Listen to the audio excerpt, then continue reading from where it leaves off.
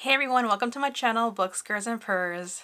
Today we're going to have a book chat about 3 books I read in the month of May.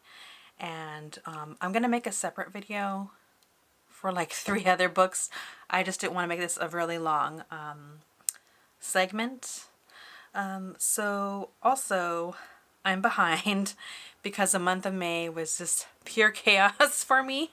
And so although I read a bunch of books, I really didn't have any time to shoot any segments. So I apologize for the delay. All right, so where do I start?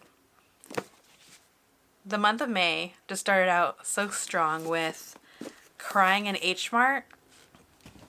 I absolutely love this book.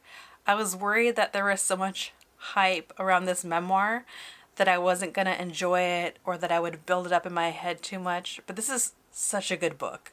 So this is by Michelle Zauner, who's in the band Japanese Breakfast. And the memoir focuses on her relationship with her mother. Michelle Zauner is mixed. She's, I think, white and Korean. And I bring that up because that's a prevalent voice. A prevalent point throughout the book. She talks about her relationship early on with her mom as a child. They had a really great bond. I'm sorry, my cat's walking right near the camera and please stop. She loves to rub against the camera. You want to say hi? Say hi, Tariel. Nope. Okay.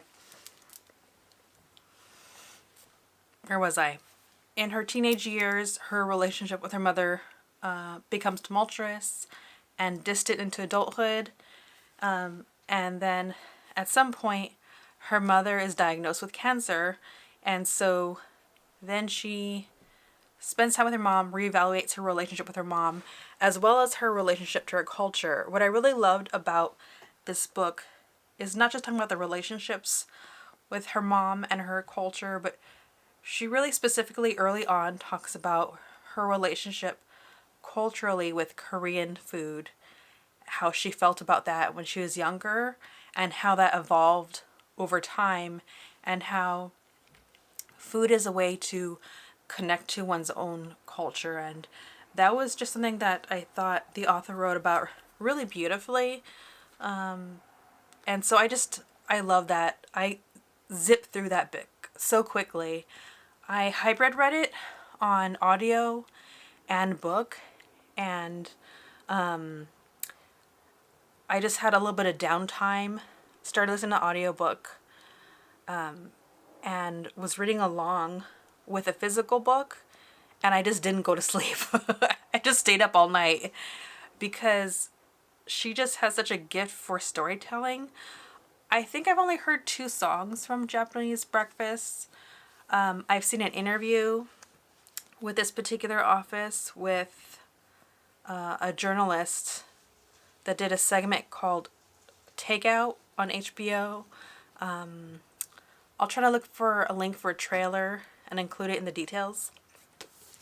So yeah, I really enjoyed this. I don't know what else to say. Just, if you haven't read it, if you've been sleeping on it like me, just read it. It's so good. Let me see. Another book that I thought was a really incredibly strong read for me was Disability Visibility by Alice Wong. This has been on my bookshelf for a while. As you know, for the year of 2023 and 2024, I'm going to be focusing mostly on books that I already have on my shelf. I think that's really important. I'm glad that I have the books, but I should be reading them and not doing what I really enjoy, which is to do retail book shopping. Anyways, so this is a collection of essays. Alice Wong is a contributor, but she's the editor. And when I picked this up, I thought this was going to be a memoir or an essay collection by Alice Wong, but it's not that at all. It's about different individuals that have disabilities, and they're talking about their experiences. There's definitely a conversation about intersectionality between their disability and their other cultural experiences. I'd have to say this is such a great book. I'm glad I read it. This is another book that I read really quickly, and I was really surprised that I read it so quickly. I would also strongly recommend the audiobook. You get to hear Alice Wong speak at the beginning, and I don't know, it helps step into the world of each person that's writing. There's just so much that I don't know as an able-bodied person about the experience of someone that's living with disabilities. And there's just a couple examples that I'll talk about because they're so good. I don't want to like ruin too much. There's an essay from someone that's been, I guess the word's incarcerated, right, in prison. They are also deaf, and they only have like maybe one person as far as a cellmate that also knew American Sign Language.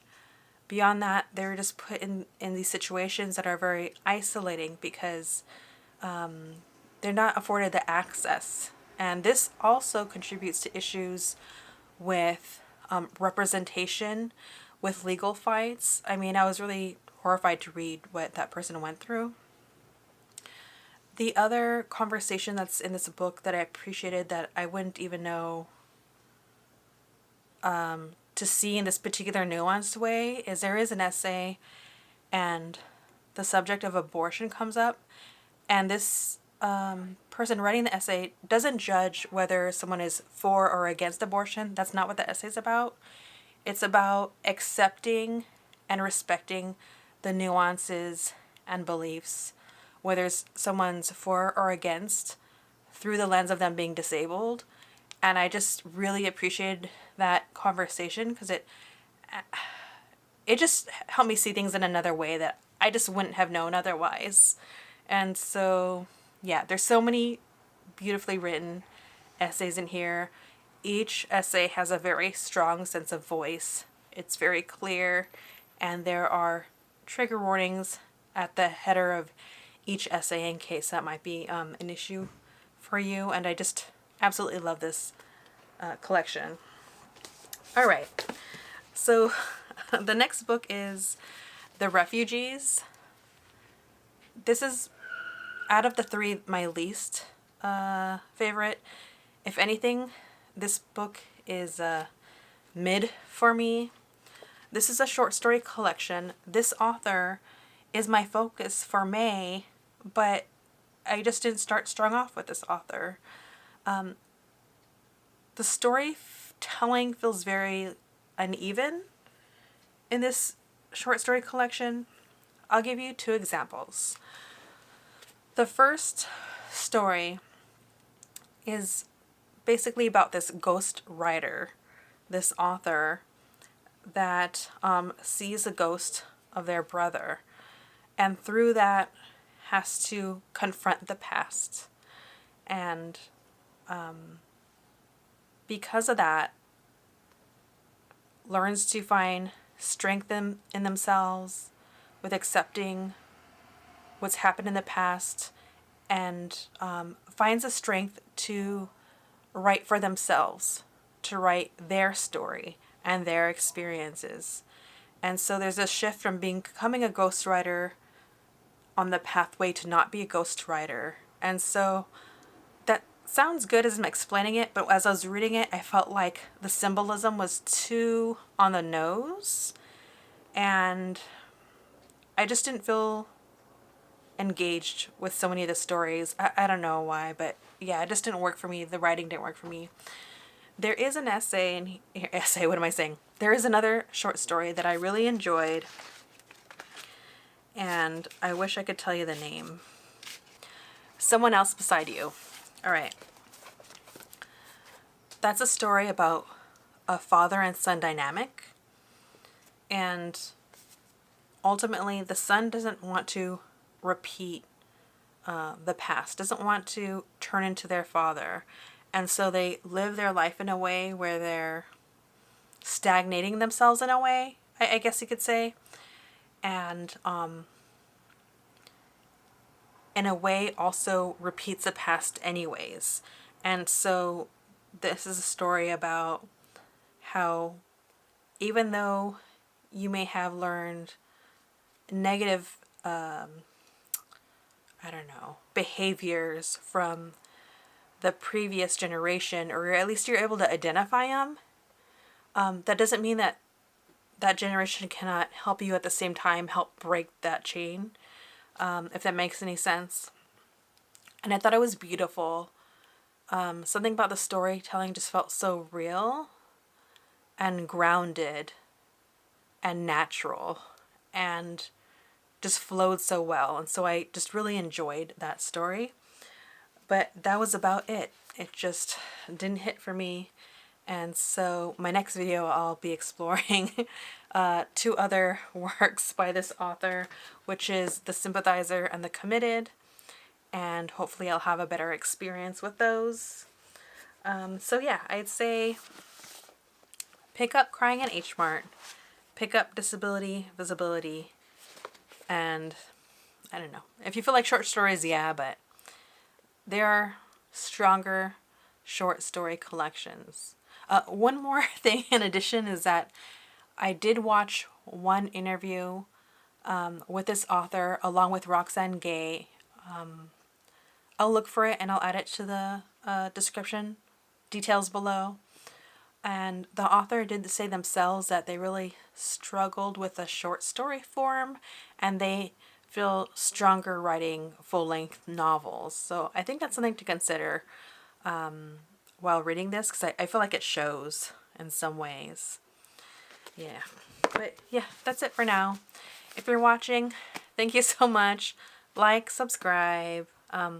Definitely comment below. I'd like to know what your thoughts. If you felt differently about this, I don't know. I was really excited to read this author's work, and I was a little bit bummed that starting off I wasn't into this.